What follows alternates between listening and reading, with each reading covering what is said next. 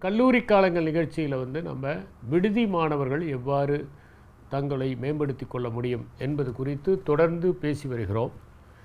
விடுதி மாணவர்களை பொறுத்தவரை அவர்கள் நேரத்தை சரியாக நிர்வகிக்கவும் மேலாண்மை செய்யவும் உருவாக்கி கொள்ளவும் கற்றுக்கொள்ள வேண்டும் என்பது குறித்து போன முறை நான் பேசிக்கொண்டிருந்தேன்.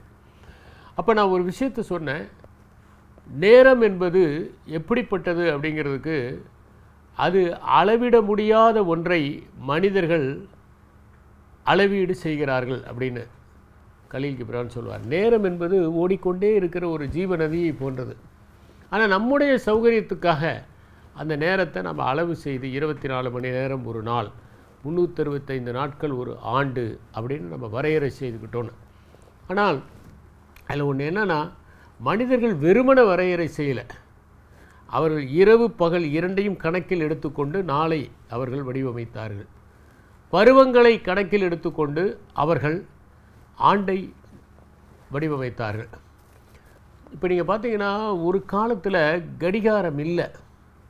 கடிகாரம் கண்டுபிடிப்பதற்கு முன்னால் ஒரு மாதத்தை எவ்வாறு அவர்கள் வரையறை செய்தார்கள் அப்படிங்கிற ஒரு கேள்வி. ஒரு மாதங்கிறது எத்தனை நாள்னு எப்படி அவங்க வரையறை செய்திருப்பார்கள்?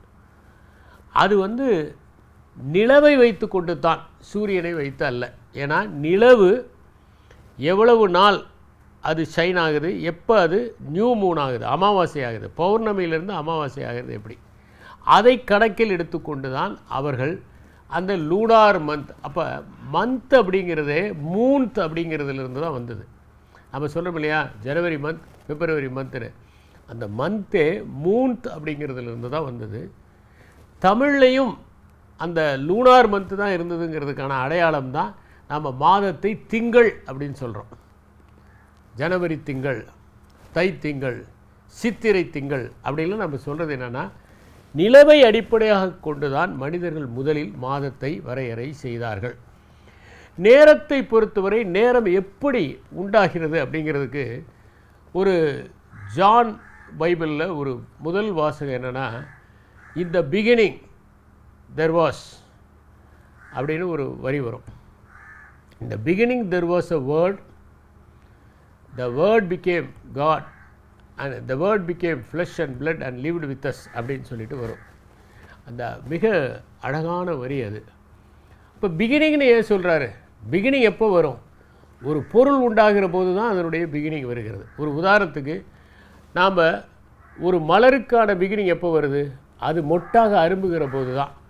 அதனுடைய முடிவு எப்போ வருது? அது உதிர்ந்து போகிற போது வருகிறது. அப்போ பிகினிங்னு சொல்வது எப்படின்னா, இது வெறும் காலத்தை மட்டுமல்ல, அது இடைவெளியும் கணக்கில் கொண்டது. அதனால் டைம் அண்ட் ஸ்பேஸ் அப்படிங்கிறது யூனி டைமென்ஷனல் அப்படிங்கிற ஒரு கான்செப்டை தான் ஸ்டீஃபன் ஹாக்கிங்ஸ் தன்னுடைய அந்த ஆய்வுரையில் வைக்கிறார். நேரமும் காலமும் பரப்பும் ஒன்றுக்கு ஒன்று பின்னி பிணைந்தவை அப்படிங்கிற ஒரு கான்செப்டை அவர் முன்வைக்கிறார். அப்போ உங்களுடைய கல்லூரி காலம்னு எடுத்துக்கிட்டிங்கன்னா, அது எப்போ தொடங்குது? நீங்கள் கல்லூரியில் சேரும்போது தொடங்குகிறது. நீங்கள் கல்லூரியை விட்டு வெளிவருகிற போது அது முடிஞ்சிருது. அப்போ இந்த 4 ஆண்டுகள், 3 ஆண்டுகள், 5 ஆண்டுகள், இந்த 5 ஆண்டுகள் தான் உங்களுக்கு கிடைத்திருக்கக்கூடிய அந்த நேரம். இந்த நேரத்தை நீங்கள் எப்படி பயன்படுத்துகிறீர்கள் என்பது தான் உங்களுடைய வெற்றியை தீர்மானிக்கிறதுன்னு பல முறை நான் சொல்லியிருக்கிறேன். ஆனால் விடுதி மாணவர்களுக்கும் வீட்டு மாணவர்களுக்கும் இருக்கிற வித்தியாசம் என்னென்னா, நான் ஏற்கனவே சொன்னதை போல அந்த வீட்டு மாணவர்கள் வீட்டுக்கு போனாங்கன்னா படிப்பாங்க, அவங்கள எல்லாரும் கண்காணிப்பாங்க, அவங்க செயல்படுவாங்க. அவருடைய நேரம் சிதறுவதற்கான வாய்ப்புகள் மிகவும் குறைவு. ஆனால் அதே விடுதி மாணவராக இருந்தால் அவருக்கு எப்படி வேணால் நேரத்தை செலவு செய்யலாம் என்கின்ற ஒரு சுதந்திரம் இருக்கிறது. இதை நல்ல முறையில் பயன்படுத்தி வெற்றி பெறுகிறவர்களும் உண்டு, சரியாக பயன்படுத்தாமல் தோல்வியுறுகிறவர்களும் உண்டு என்பதை பற்றி நான் உங்களிடம் சொன்னேன். அதனால் என்னென்னா, விடுதியில் இருக்கிற மாணவர்கள் தன்னுடைய உயிரியல் கடிகாரத்தை சரியாக அமைத்து கொள்வது அவசியம். எத்தனை மணிக்கு எந்திரிக்கிறோங்கிறதை எல்லா நாளும் எந்திரிக்கணும், எத்தனை மணிக்கு தூங்குறோங்கிறதை எல்லா நாளும் அவர்கள் முடிவு செய்யணும். இப்போ இருக்கிற மிகப்பெரிய பிரச்சனை என்னென்னா, இந்த நேர மேலாண்மையில் இன்றைய இளைஞர்கள் சரியாக இல்லை என்பதுதான். அவர்கள் கடைசி நேரத்தில் தான் பெரும்பாலான பணிகளை செய்கிறார்கள் என்பது வருத்தத்திற்கு உரியது. ஒன்று. ரெண்டாவது என்னென்னா, அவர்களிடம் உயிரியல் கடிகாரம் என்கின்ற ஒன்றே துடிப்பாக இல்லை. அவர்கள் நினைத்த நேரத்திற்கு தூங்குகிறார்கள், நினைத்த நேரத்திற்கு எழுகிறார்கள். ரொம்ப நேரம் முழிச்சுக்கிட்டு இருக்காங்க, தேவையே இல்லாமல் முழிச்சிட்டு இருக்காங்க. மனிதன் தொடக்க காலத்தில் எப்படி இருந்தான்னா, காட்டிலலாம் இருக்கும்போது இருள் படிந்தாலே அவன் தூங்கிடுவான். இந்த மெலட்டோனின் அப்படிங்கிற ஒரு பிக்மெண்ட் நம்மக்கிட்ட செக்ரீட் ஆகுது. அது இருட்ட தொடங்கிய உடனே செக்ரீட் ஆகிரும். அது செக்ரீட் ஆகும்போது அடினோசின் அப்படிங்கிற இன்னொரு கெமிக்கல் செக்ரீட் ஆகுது. இந்த கெமிக்கல் தான் நமக்கு தூக்கத்தை கொடுக்குது. இப்போ என்ன பண்ணாங்கன்னா, முழு நேரமும் இருட்டாக இருக்கிற ஒரு குகையில் கொண்டு போய் மனிதர்களை வைத்தா கூட அவங்க உயிரியல் கடிகாரம் படி எப்போ தூங்குவாங்களோ அப்போ தூங்குனாங்க, எப்போ எந்திரிப்பாங்களோ அப்போ எந்திரிப்பாங்க. ஒரே ஒரு வித்தியாசம் என்னென்னா, கொஞ்சம் பேர் அதிகம் தூங்குனாங்க, ஒரு மணி நேரம் கூட தூங்குனாங்க.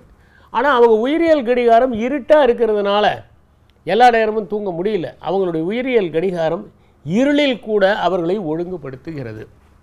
இப்போ என்னென்னா, செயற்கையாக உதாரணத்துக்கு நீங்கள் 12 மணிக்கு வரைக்கும் முடிச்சிருக்கணுங்கிறதுக்காக உங்களுக்கு 9-10 அந்த அடினோசின் பீக்கில் போகும்போது, அது செக்ரீஷன் போகும்போது ஒரு தேநீரையோ அல்லது காப்பியோ பருகும்போது அது என்ன ஆகுதுன்னா, அந்த அடினோசினுக்கு ஒரு பேரியர் மாதிரி ஆயிடுது. அப்போ தூக்கம் வருவது இல்லை, ரொம்ப நேரம் முடிச்சுட்டு இருக்காங்க. இது அடுத்த நாள் என்ன ஆகுதுன்னா, தாமதமாக எந்திரிக்கிறாங்க. போதிய அளவுக்கு தூக்கம் இல்லாததுனால புத்துணர்ச்சி இல்லை. நான் தூக்கத்தை பற்றி நிறைய பேச போகிறேன். நான் ஒய் வி ஸ்லீப் அப்படின்னு ஒரு புத்தகம் இருக்குது. அந்த புத்தகத்தை நான் வாங்கி படிக்கும்போது தான் தூக்கம் எவ்வளவு முக்கியம். தூக்கம் சரியாக இல்லைன்னா எல்லா வியாதிகளும் வரும். இரத்த கொதிப்பு வரும், நீரிழிவு நோய் வரும், புற்றுநோய் வரும், இதய பாதிப்பு வரும், சிறுநீரகம் செயலிழக்கும். இது அத்தனை பாதிப்புகளும் வருவதற்கு காரணமாக இருப்பது சரியான அளவிற்கு தூக்கமின்மை. தூங்கும்போது தான் நீங்கள் படித்தது உங்களுடைய மனசில் கன்சாலிடேட் ஆகும். நான் சொன்ன இந்த லாங் டேர்ம் மெமரிக்கு போகிறதுக்கு இந்த தூக்கம் ஒரு பெருந்துணையாக இருக்கிறது. நேர நிர்வாகத்தை பொறுத்தவரை நாம் ஒன்றை புரிஞ்சுக்கணும். இந்த நேரத்தை நிர்வாகம் செய்வதற்கு விடுதியில் ஒருவர் கற்றுக்கொள்ள வேண்டும். எவ்வளவு நேரம் மாணவரோடு பேசலாம், எவ்வளவு நேரம் நாம் பொழுதுபோக்கலாம், அதுக்கெல்லாம் ஒரு அட்டவணையை நம்ம தயார் பண்ணணும்.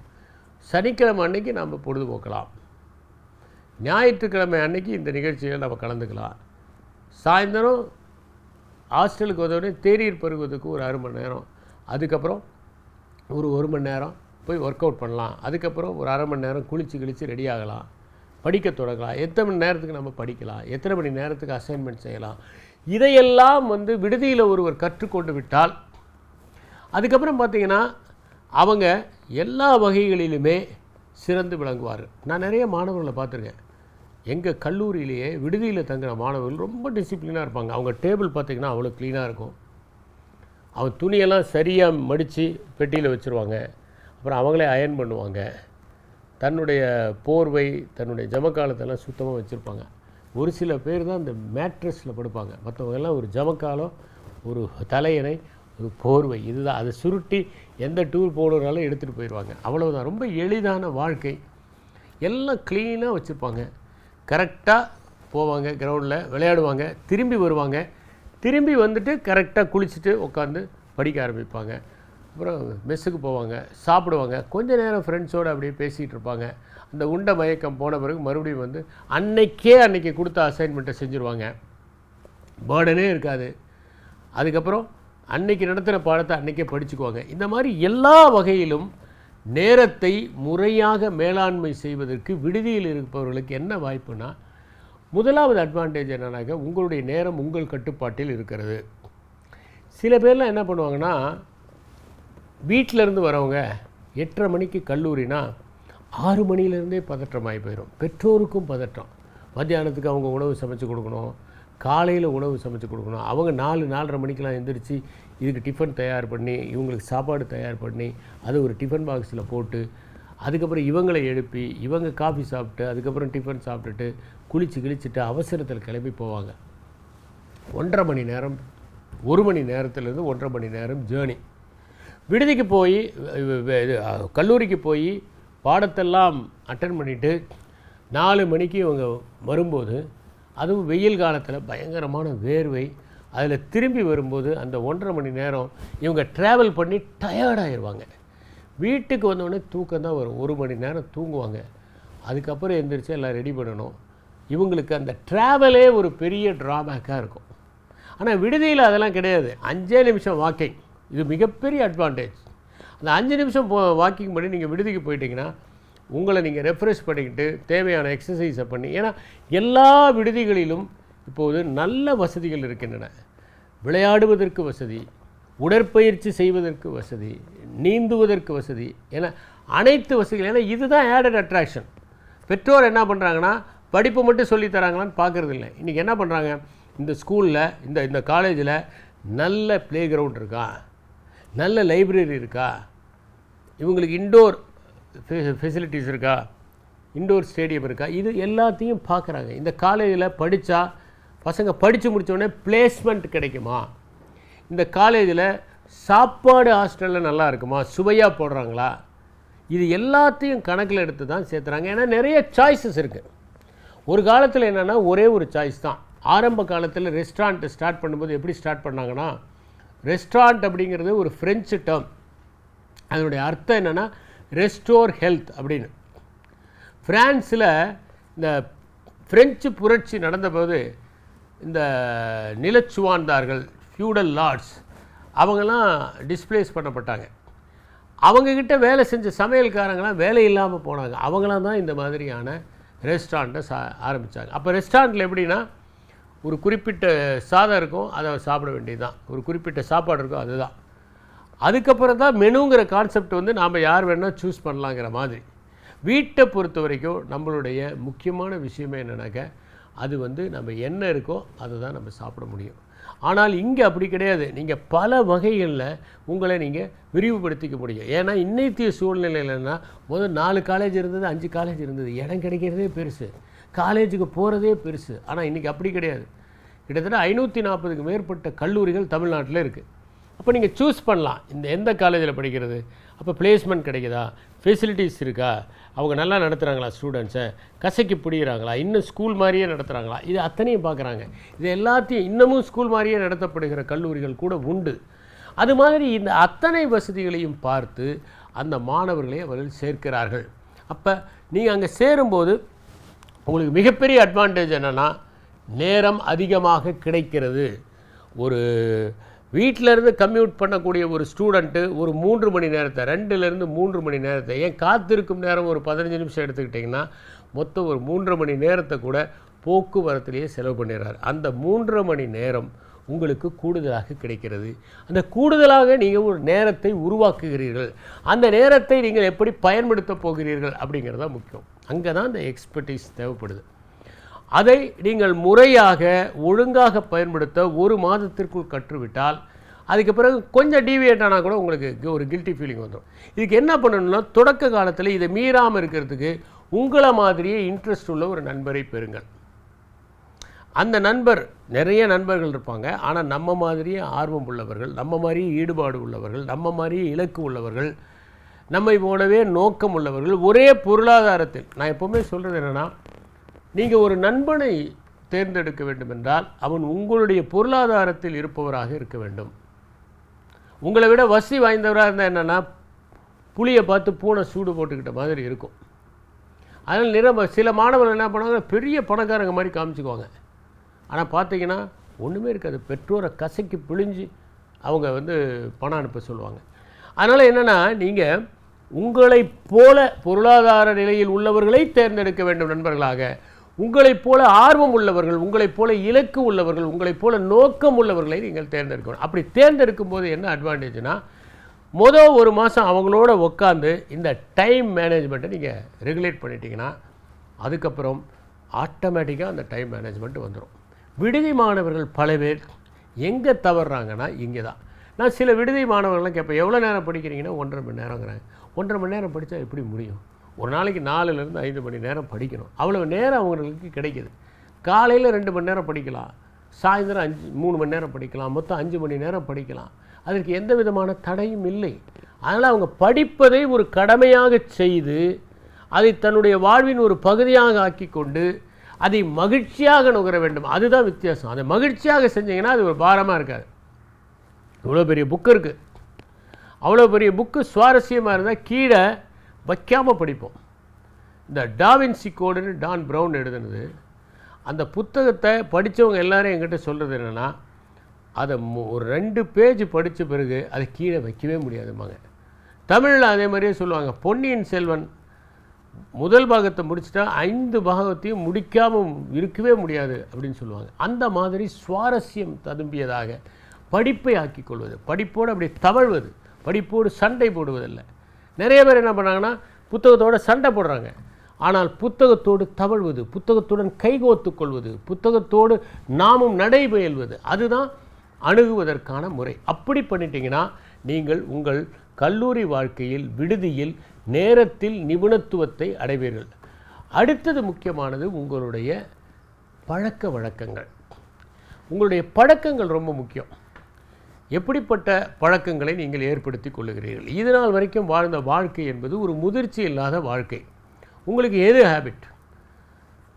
எல்லா வகையிலையும். ஒன்று ஹைஜீனில் எது ஹேபிட், 2வது ஹெல்த்தில் எது ஹேபிட், 3வது ஸ்டடீஸில் என்ன ஹேபிட், எக்ஸ்ட்ரா கரிக்குலர் ஆக்டிவிட்டீஸ் என்ன ஹேபிட். இது மாதிரி நீங்கள் இப்போ பார்த்தீங்கன்னா த Monk who sold is Ferrari அப்படின்னு ஒரு புத்தகம், அது ராபின் சர்மா எழுதின ஒரு புத்தகம். அந்த புத்தகத்தில் தான் அவர் 21 நாட்கள் ஒன்றை இடைவிடாமல் செய்தால் ஒருவர் அதில் நிபுணத்துவத்தை அடைந்து விட முடியும், 3 வாரங்கள் அப்படின்னு சொல்கிறார். சில பேர் என்ன சொல்கிறாங்கன்னா 14லிருந்து 44 நாட்கள், சிலதெல்லாம் 14 நாள் செஞ்சாலே அது ஹேபிட் ஆயிரும், சிலதுக்கு 44 நாட்கள் தேவைப்படுகின்றன. 21 மாதிரி 2 மடங்குக்கு மேல் செஞ்சீங்கன்னா அது ஹேபிட் ஆயிடும். ஹேபிட் அப்படிங்கிறது எப்படின்னா, அது நீங்கள் ஒரு முறை உங்களுடைய இயல்பாக மாற்றிக்கொண்டு விட்டீர்கள் என்றால் அதிலிருந்து வெளியே வரவே முடியாது. இப்போ நீங்கள் காலையில் எழுந்திரிச்சோடனே குளிச்சுட்டு தான் சாப்பிடுவேன்னு நீங்கள் முடிவெடுத்துட்டிங்கன்னா ஒரு நாள் கூட உங்களால் குளிக்காமல் சாப்பிட முடியாது. இல்லை நான் பெட் காஃபி சாப்பிடுவேன் அப்படின்னு ஒருத்தர் முடிவெடுத்தாங்கன்னா அவங்க ப்ரெஷ் பண்ணாமல் சாப்பிடுவாங்க. ஆனால் சில பேர் இல்லை ராத்திரி எல்லாம் பயங்கரமாக அழுக்கெல்லாம் சேருது, அது கெட்டது, நான் ப்ரெஷ் பண்ணிட்டு தான் சாப்பிடுவேன் அப்படின்னு முடிவெடுத்துட்டா அவங்க எந்த சூழலையும் ப்ரெஷ் பண்ணாமல் சாப்பிட மாட்டாங்க. இதெல்லாம் எப்படின்னா நம்முடைய ஹேபிட்டாக ஆகணும். அதனால் நீங்கள் எந்த மாதிரியான ஹேபிட்டை உங்களுடைய விடுதி வாழ்க்கையில் ஏற்படுத்தி கொள்ள போகிறீர்கள், இது ரொம்ப ரொம்ப முக்கியம். ஏன்னா நிறைய மாணவர்கள் நல்ல பழக்க வழக்கங்களை ஏற்படுத்தி கொள்வது இல்லை. விடுதிக்கு போனவுடனே குளிக்காமல் இருக்கிறது, சரியாக பல் துலக்காமல். எங்களதில் ஒரு ஸ்டூடெண்ட்டுக்கு அந்த டேட்லன்னு ஒரு மேகசின் கொடுப்பாங்க, அதில் ஒவ்வொருத்தரை பற்றியும் ஒரு கமெண்ட் அடிப்பாங்க. அதில் அந்த ஸ்டூடெண்ட்டு அவர் அந்த வருஷம் தான் 4th இயர் முடிக்கிறார். ஃப்ரெண்ட் ஆஃப் ஆல் பட் ஃபோ ஆஃப் ஒன் த பாத்ரூம் அப்படின்னு போட்டிருந்தாங்க. சில மாணவர்கள் இந்த தீபாவளி பொங்கல் டைமில் மற்ற மாணவர்களாம் கொண்டு போய் குளியல் அறைக்கு தள்ளுவாங்க குளிச்சுட்டு வர சொல்லி. அந்த மாதிரி இருக்கிறவர்களும் உண்டு. ஹேபிட்டுங்கிறது ஹைஜீனை பொறுத்த வரைக்கும் ரொம்ப ரொம்ப முக்கியம். ஏன்னு கேட்டால் விடுதியில் இருக்கக்கூடிய குளியலறையை, கழிப்பறையை பலரும் பயன்படுத்துகிறார்கள். அப்போ நம்ம பர்சனல் ஹைஜீன் ரொம்ப ரொம்ப முக்கியம். நம்ம எல்லாருக்குமே இந்த பர்சனல் ஹைஜீனை ரொம்ப கற்றுக் கொடுத்தது இந்த பெருந்தொற்று வருகிற போது தான் பலரும் இந்த பர்சனல் ஹைஜீன்னா என்னன்னு புரிஞ்சுக்கிட்டாங்க. கையை அடிக்கடி அலம்ப வேண்டியதனுடைய முக்கியத்துவம், அதுக்கப்புறம் போகிற இடத்துல எல்லாவற்றையும் தூய்மையாக வைத்துக்கொள்வது, இது எல்லாத்தையும் கற்றுக் கொடுத்தது நமக்கு அந்த பெருந்தொற்று.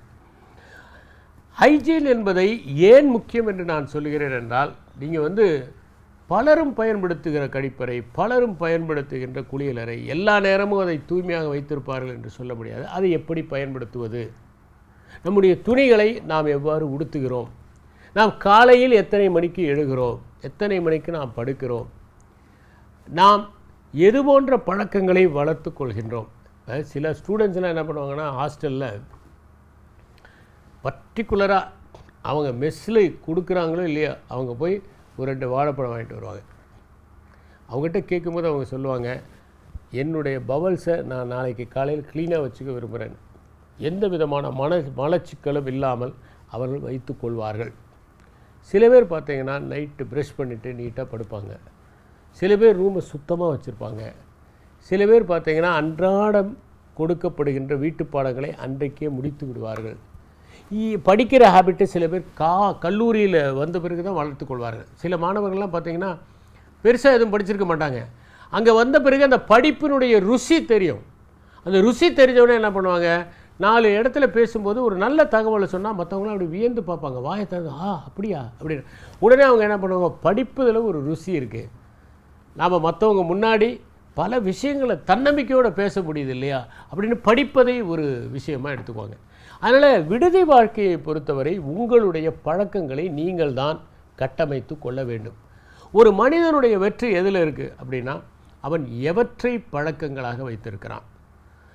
தேநீர் பருகுவது நல்லது, நம்முடைய மூளைக்கே நல்லது அப்படின்னு சொல்லி சொல்கிறாங்க. மூளையை பற்றி ஆராய்ச்சி செய்தவர்கள் சொல்கிறாங்க, தேநீரை நீங்கள் அருந்தினால் உங்கள் மூளை புத்துணர்ச்சி பெறுகிறது.